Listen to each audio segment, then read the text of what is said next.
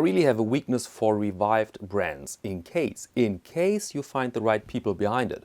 And you don't have to meet them in person to find out, you just can take the watch.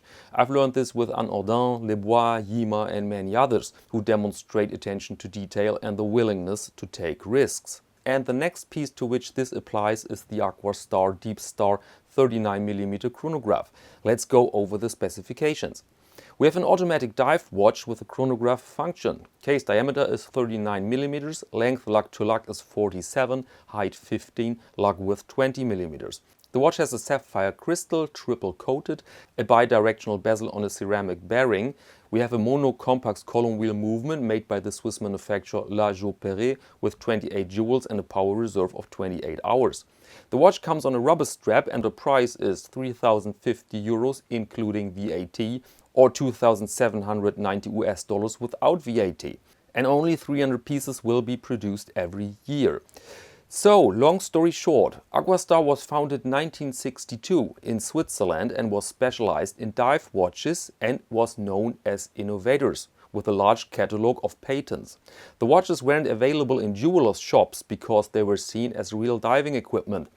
As a result of the quartz crisis then, the company was out of business in 1982. The brand Aquastar though was sold and used after that, mostly for affordable quartz watches. In 2019, Aquastar was then rebooted for high-end mechanical wristwatches. And this story you see in this watch that follows the historic Deepstar models. We have a typical 60s case, a very functional dial and a high-end movement. On the right is a 30-minute counter and the little rhombus on position 9 is a so-called operation indicator. When it rotates, the watch is running. Useful is also the bezel on which you find information for decompressing times. So everything very functional, but at the same time just cool to look at. Normally I don't fancy dark dials, but here in front of blue, black and grey I would take the latter because of the badass look. Note that the watch is relatively high compared with the moderate case diameter.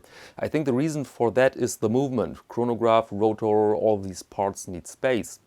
And one word about the chronograph. People often ask what kind of sense a chronograph makes when you cannot use the pushes underwater. Well, in this case you can.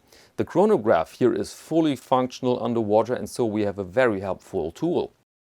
And here you see another sign for the will to deliver something serious, a movement regulated in 5 positions for every customer. Okay, and now let's discuss the price. Extremely expensive, yes. And of course marketing and brand value are involved.